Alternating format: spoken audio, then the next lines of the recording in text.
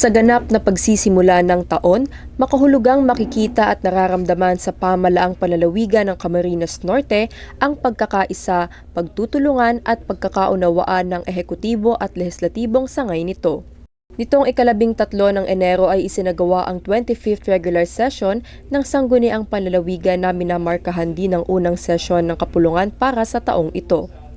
Mahalagang bahagi ng sesyon ang pagharap at pakikilahok ni Acting Governor Joseph Ascutia para talakayin at ipresenta ang mga pangunahing isusulong na polisiya, prioridad na programa at proyekto ng provincial government.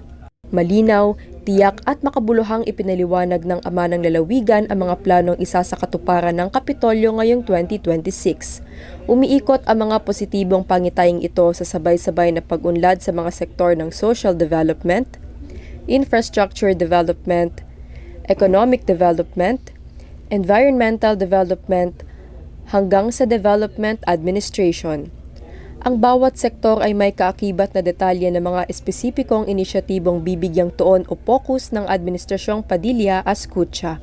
Sa isang pahayag ani Acting Governor Ascutia, mahalagang bahagi umano ng mga ipagpapatuloy ng mga programa at inisyatibo ngayong 2026 ay susog sa mga plano at mithiin ni Governor-elect Dong Padilla nitong ito ay nakaupo.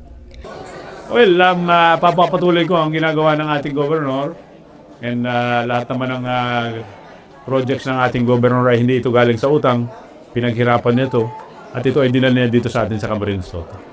Dagdag pa niya na ito ay kanya lamang palalawakin at pag-iibayuhin ngayong siya ang nagsisilbing ama ng lalawigan.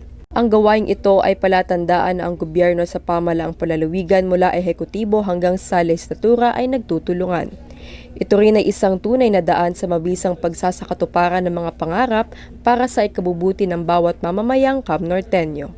At ito ang kagalapan sa lalawigan ng Camarines Norte. Ito si Marifel Fernandez mula sa Provincial Information Office, naghahatid ng serbisyong alay sa Diyos, alay sa bayan.